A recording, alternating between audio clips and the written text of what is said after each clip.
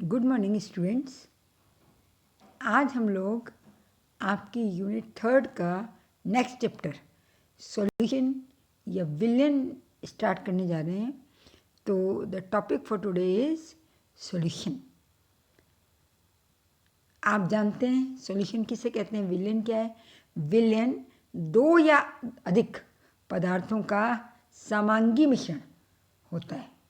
Solution is a homogeneous mixture of 2 और more components.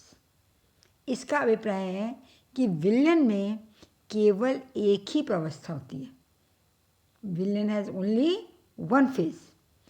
अब विलयन में जो पदार्थ अधिक मात्रा में होता है, जो अवयव अधिक मात्रा में होता है, उसे हम कहते हैं विलायक, और अन्य अवयव जो कम मात्रा में होते हैं वो कहलाते हैं विलय, सॉल्वेंट और सॉल्यूट। तो सबसे पहले हम देखेंगे कि आदर्श विलयन क्या है। आदर्श विलयन या आइडियल सॉल्यूशन। आदर्श विलयन में निम्न विशेषताएं होती हैं, यानी जो इन विशेषताओं का पालन करते हैं उन्हें हम कहते हैं आइडियल सॉल्यूशन या आदर्श विलयन। क्या है ये विशेषताएं? विलय और विलायक को मिलाने पर न तो ताप का उन्मोचन होता है और न ही ताप का अवशोषण होता है, अर्थात विलयन बनने पर ऊष्मा में परिवर्तन शून्य होता है। When solute and solvent are mixed, there is no exchange of heat. That is, energy changes zero. Heat changes zero. इसको हम कैसे लिख सकते हैं? इसको हम लिख सकते हैं delta H mix is equal to 0। इसका मतलब क्या हुआ? जब हमने विलय और विलायक को आपस में मिलाया तो इस क्रिया में ना तो ऊष्मा का अवशोषण होगा और ना ही ऊष्मा का उत्सर्जन होगा। The energy can neither be absorbed nor evolve when the solute and solvent are mixed to form solvent. विलयन बनने पर ऊष्मा का अवशोषण या उत्सर्जन नहीं होता, यानी विलयन से पहले की ऊष्मा और विलयन के बाद की बनने के बाद की ऊष्मा बराबर होती है। या हम कह सकते हैं delta H mix is equal to 0। दूसरा पॉइंट, इसके अवयवों को मिलाने पर आयतन में भी कोई परिवर्तन नहीं होता।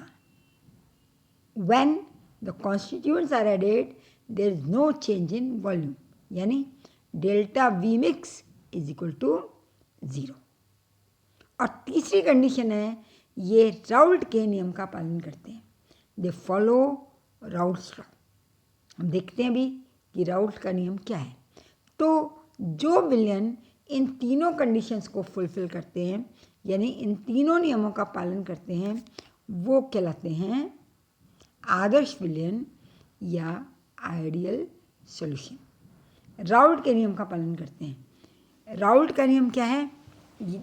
राउल्ट का नियम कहता है, इस नियम के अनुसार किसी अवाष्पशील विलय पदार्थ के विलयन का वाष्प दाब, जिसको हम किससे दिखाएंगे? पीएस, उसमें उपस्थित विलायक के मोल प्रभाज के समानुपाती होता है। फिर से समझ लीजिए, राउल्ट का नियम कहता है कि किसी अवाष्पशील विलय पदार्थ के विलयन का वाष्प दाब उसमें उपस्थित विलायक के मोल प्रभाज के समानुपाती होता है। यानी according to Raoult's law, the vapour pressure of the solution of non-volatile substance is directly proportional to the mole fraction of solvent. The vapor pressure of a solution of non-volatile substance is directly proportional to the mole fraction of solvent. यानी PS क्या है? विलयन का वाष्प दाब, vapour pressure of solution PS is directly proportional to x0। या हम कह सकते हैं PS is equal to x0 into P0, equation number 1, समीकरण 1। यहाँ P0 क्या है? P0 जो है ये शुद्ध अवस्था में विलायक का वाष्प दाब है। Vapour pressure of solvent in pure state. x0 विलायक का मोल प्रभाज, मोल फ्रैक्शन ऑफ सॉल्वेंट। और PS है वेपर प्रेशर ऑफ सॉल्यूशन, विलयन का वाष्प दाब। अब हमने माना कि A और B दो पूर्णतः मिश्रणीय वाष्पीकृत द्रव हैं। A और B क्या है? Totally miscible vaporized liquids. ऐसे वाष्पीकृत लिक्विड हैं जो टोटली मिसिबल हैं। अब शुद्ध द्रव अगर शुद्ध दो हैं A और B, शुद्ध A का वाष्प दाब कितना है? P0A। यानी जब A में बिल्कुल भी B नहीं मिला होगा उस समय प्योर A का वेपर प्रेशर कितना है? P0A। और प्योर B का कितना है? P0B। माना A और B दो पूर्णतः मिश्रणीय वाष्पीकृत द्रव हैं। शुद्ध A का वाष्प दाब है P0A और B का है P0B। अब यदि इनके आंशिक दाब पार्शियल प्रेशर PA और PB हो, तो मतलब A के लिए PA पार्शियल प्रेशर और B के लिए PB, तो हम कह सकते हैं PA is equal to P0A into X। शुद्ध अवस्था में A का वाष्प दाब इंटू मोल प्रभाज। ये क्या होगा? ये होगा विलयन में A का आंशिक दाब। और विलयन में B का आंशिक दाब कितना होगा? P0B इंटू XB, समीकरण नंबर 2 और 3। विलयन का टोटल दाब कितना होगा? P होगा PA प्लस PB। अब PA क्या है? PA A का आंशिक दाब विलयन में और PB B का आंशिक दाब विलयन में। विलयन का कुल दाब PA प्लस PB। हमने माना A के मोलों की संख्या है Na और B के मोलों की संख्या है Nb। The number of moles of A is Na and number of moles of B is Nb। तो हम क्या कह सकते हैं? तो हम कह सकते हैं X से किसके बराबर हो जाएगा? A का मोल प्रभाज, A के मोलों की संख्या बटे कुल मोलों की संख्या, यानी Na upon Na plus Nb। इसी तरीके से XB, B का मोल प्रभाज किसके बराबर हो जाएगा? B के मोलों की संख्या बटे कुल मोलों की संख्या, यानी Nb upon Na plus Nb। अब मैंने आपको बताया था विलयन का कुल दाब कैसे निकालेंगे? P is equal to PA plus PB। A का आंशिक दाब प्लस B का आंशिक दाब। Total pressure is equal to of solution is equal to partial pressure of A and plus partial pressure of B। PA की जगह हम क्या लिख सकते हैं? आप जानते हैं P0A XA, A का शुद्ध अवस्था में वाष्प दाब इंटू A के मोलों की इंटू A के मोल प्रभाज, plus P0B into XB, B का शुद्ध अवस्था में वाष्प दाब इंटू B का मोल प्रभाज, समीकरण नंबर 4। अब यदि हम एक ग्राफ बनाएं किस में? वेपर प्रेशर और मोल फ्रैक्शन में, यानी वाष्प दाब और मोल प्रभाज में, तो हमें सरल रेखाएं प्राप्त होती हैं, स्ट्रेट लाइन मिलेगी। यदि वाष्प दाब तथा मोल भिन्न या मोल प्रभाज में आरेख खींचा जाए तो सरल रेखाएं प्राप्त होती हैं. If a graph is plotted between the vapour pressure and mole fraction, straight lines are obtained. ये बिंदुकित रेखाएं, डॉटेड लाइन, P0A और P0B से गुजरती हैं, जहां XA या XB का मान इकाई होता है. P0A, इसको P0A आप कर दें. P0A पर x इज इक्वल टू 1 है और P0B पर XB इज इक्वल टू 1 है.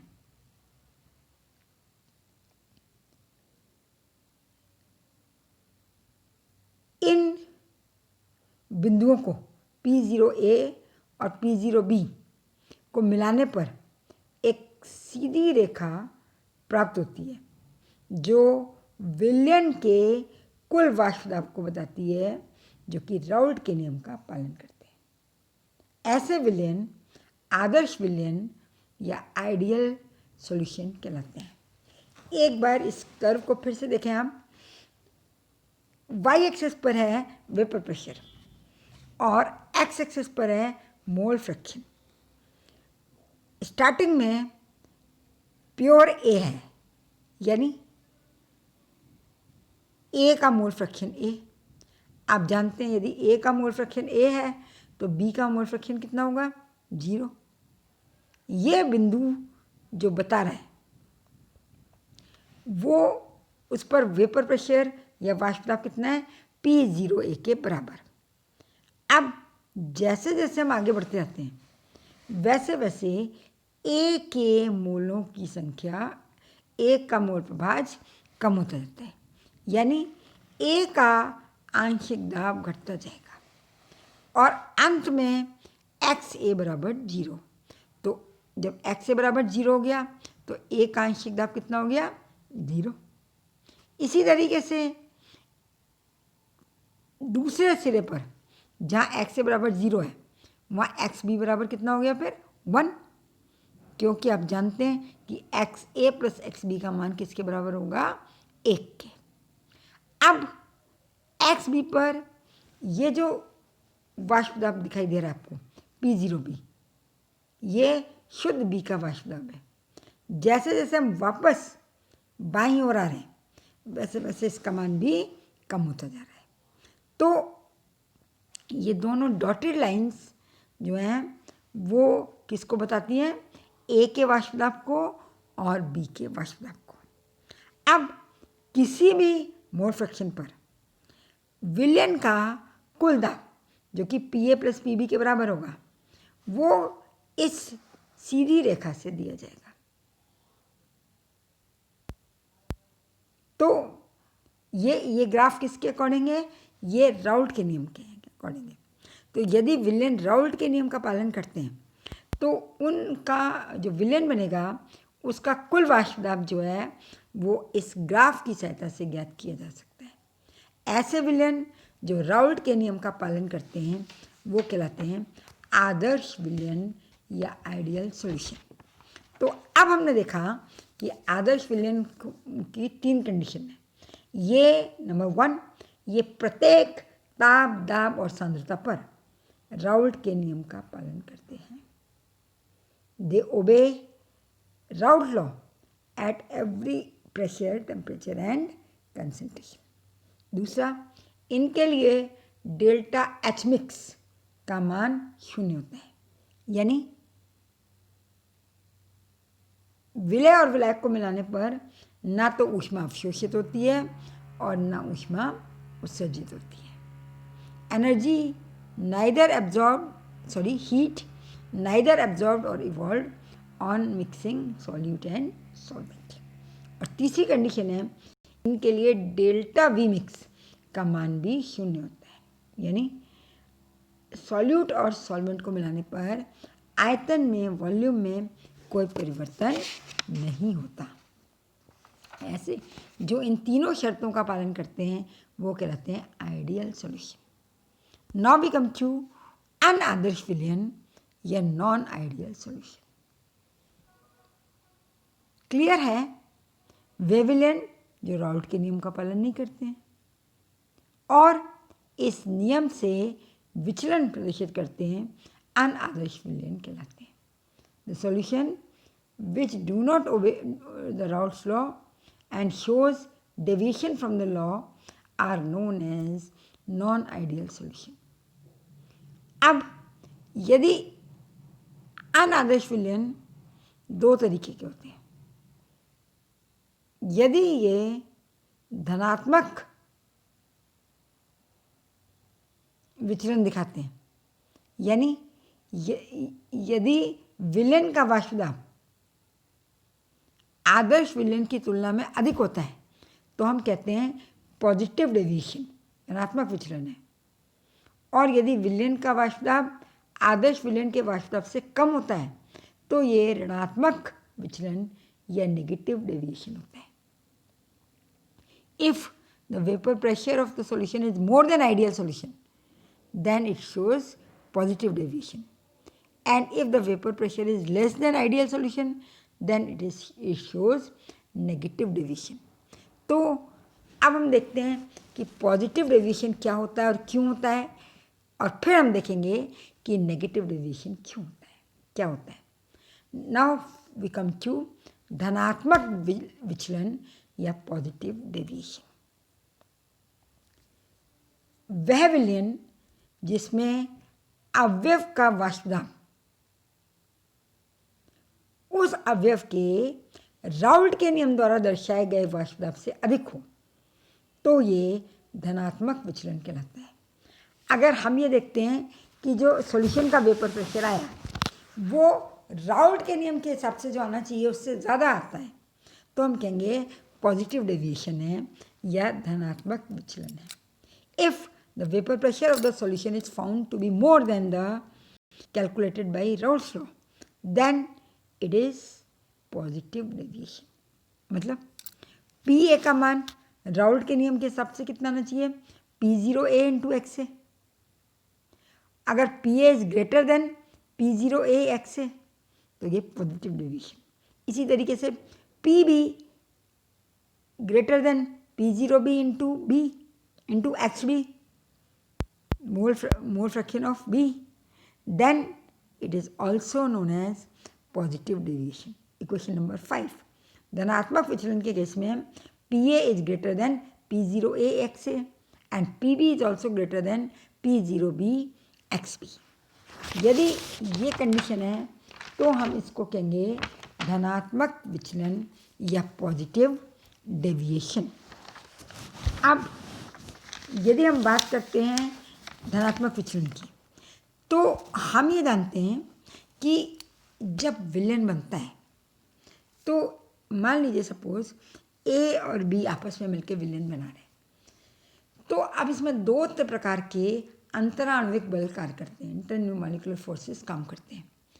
एक तो वो जो ए या बी के बीच में लगता है यानी समान अणुओं के बीच में लगता है, और दूसरा जो ए और बी के बीच में लगता है, आकर्षण बल है, ये अट्रैक्शन फोर्स है। अब यदि ए और बी के बीच में लगने वाले बलों का मान, आकर्षण बलों का मान शुद्ध द्रवों के आंतरा आणविक बल ए या बी से कम है तो क्या होगा। ए कहने का मतलब यह है कि ए और ए के बीच में लगने वाला बल या बी और बी के बीच में लगने वाला बल ज़्यादा है किससे, ए और बी के बीच में लगने वाले आकर्षण बल से। तो क्या होगा कि विलायक के जो अणु हैं वो आसानी से सरफेस को छोड़कर, सतह को छोड़कर वाष्पीकृत हो जाते हैं, और जब वाष्पीकरण ज़्यादा होगा तो वाष्पदाब का मान बढ़ जाएगा। जो वाष्पदाब का मान आना चाहिए उससे अधिक आएगा, अर्थात ये पॉजिटिव विचलन, ये धनात्मक विचलन प्रदर्शित करेंगे। धनात्मक विचलन कब प्रदर्शित किया जाएगा, जब समान अणुओं के बीच लगने वाले बल विपरीत अणुओं के बीच लगने वाले बल से अधिक होगा। यानी शुद्ध ए या बी के बीच लगने वाला बल अधिक होगा। किससे? ए और बी के बीच में लगने वाले बल से। ए या बी के बीच में जो बल लगता है वो कहलाता है संसंजक बल, कोएसिव फोर्स। और ए और बी के बीच में जो बल लगेगा वो कहलाएगा एडिसिव फोर्स, असंजक बल। तो यदि असंजक बल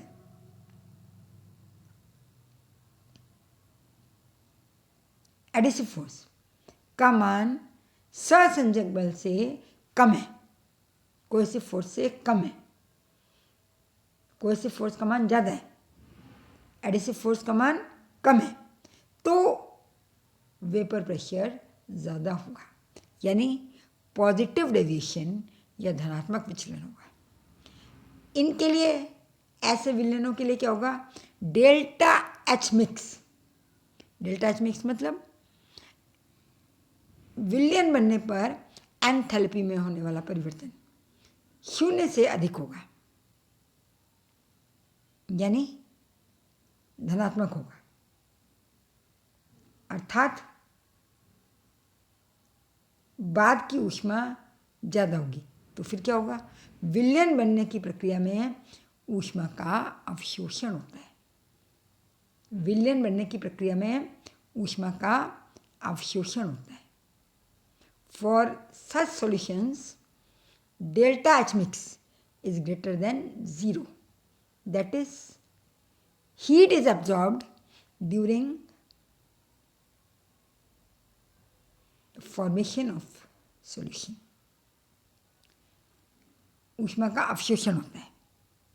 जैसे यदि हम जल में इथेनॉल डालते हैं तो हम क्या देखते हैं कि जो सॉल्यूशन बनता है वो ठंडा हो जाता है। क्यों ठंडा हो जाता है? टेम्परेचर कम हो जाता है। क्यों? क्योंकि ऊष्मा का अवशोषण होता है।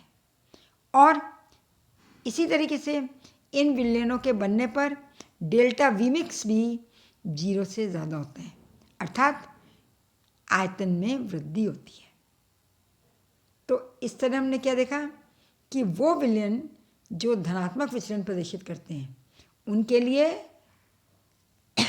असंजक बल एडिसिव फोर्स ए बी का मान कोएसिव फोर्स ए या बी से कम होता है, और इनके बनने पर ऊष्मा का अवशोषण होता है, यानी delta H mix is greater than 0. The heat is absorbed during the formation of solution. और इनके बनने पर आयतन में भी वृद्धि होती है। The volume also increases during the formation of solution, और delta V mix is greater than 0. उदाहरण, इसका उदाहरण है जल इथेनॉल सॉल्यूशन और इथेनॉल क्लोरोफॉर्म। इसको हम ग्राफ से कैसे रिप्रेजेंट कर सकते हैं? ये देखिए, same graph is plotted between vapour pressure and mole fraction, वाष्प दाब और मोल प्रभाज्य में। तो ये जो डॉटेड लाइन है ये क्या है? राउल्ट के नियम के अनुसार, आइडियल आदर्श विलयन के अनुसार। अब इसमें जो पी आ रहा है वो जॉइंट, वो लाइन हमेशा जो डॉटेड लाइन है उससे अधिक है, यानी इनका वाष्प दाब हमेशा राउल्ट के नियम के अनुसार जो आना चाहिए उससे ज़्यादा आ रहा है।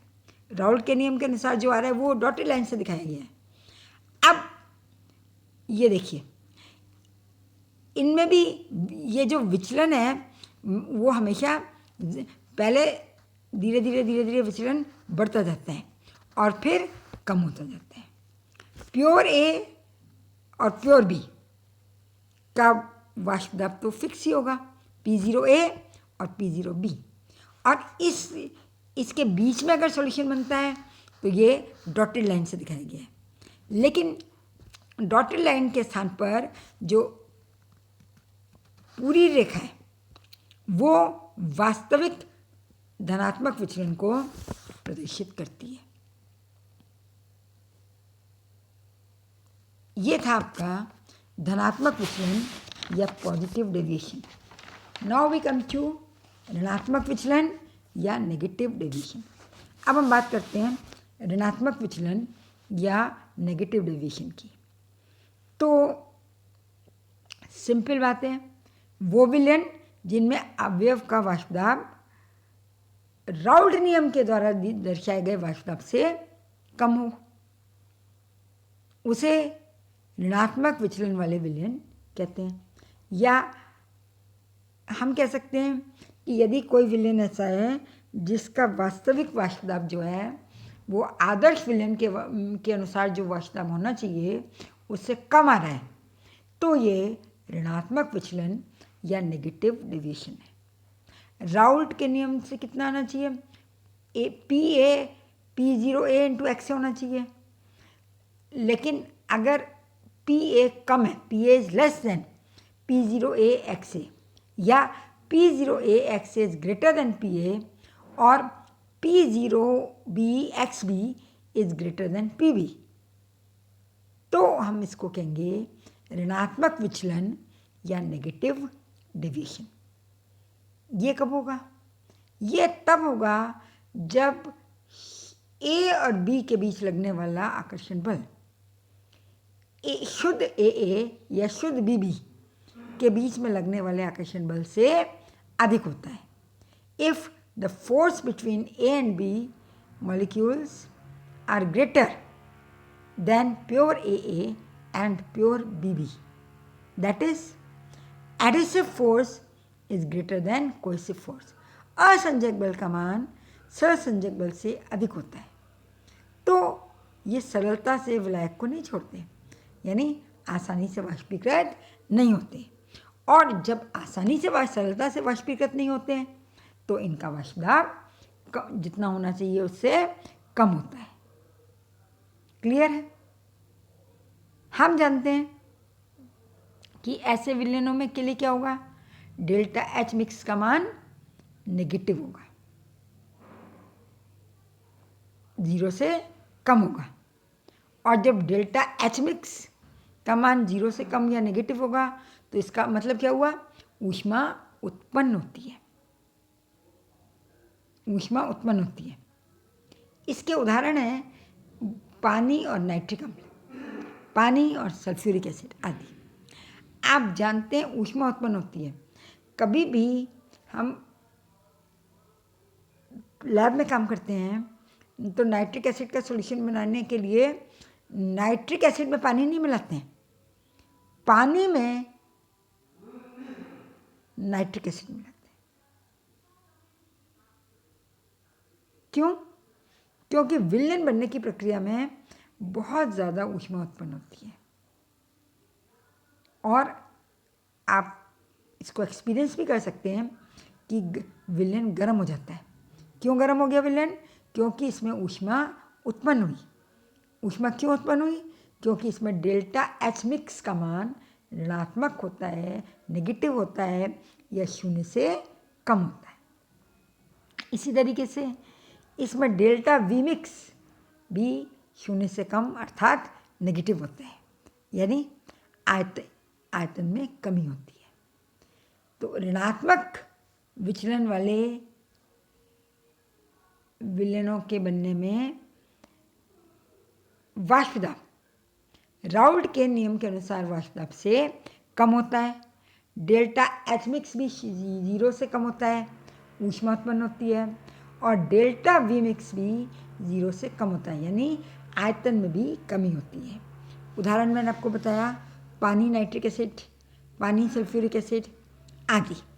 इसको भी हम फिगर से कैसे देख सकते हैं? वही आरेख बनाया, किस ग्राफ प्लॉट किया, किस में? मोल प्रभाज और वाष्पदाब, vapour pressure and mole fraction. Dotted line आदर्श विलयन को बता रही हैं और जो सॉलिड लाइन है, ठोस रेखा, वो ये दिखा रही है कि विलयन का वाष्पदाब हमेशा जो होना चाहिए डॉटेड लाइन उससे कम है। तो ये कम है, तो इसलिए ये ऋणात्मक विचलन या नेगेटिव डेविएशन है। जैसे जैसे मोल प्रभाज बढ़ते जाते हैं, वैसे वैसे नेगेटिव डेविएशन भी परिवर्तित होता जाता है। पहले बी के मोल प्रभाज, हमने माना बी विलायक है, बी का मोल प्रभाज बढ़ने पर पहले विचलन बढ़ता है और फिर विचलन जो है वो कम हो जाता है। तो ये था नॉन आइडियल सॉल्यूशन या अनादर्श विलयन। तो आज के लेक्चर में हमने आदर्श और अनादर्श विलयन, ideal and non ideal solutions के बारे में स्टडी करी। कल हम इसका नेक्स्ट टॉपिक लेंगे, विलयन की सांद्रता को परिभाषित करना, to express the concentration of solution. तो थैंक यू।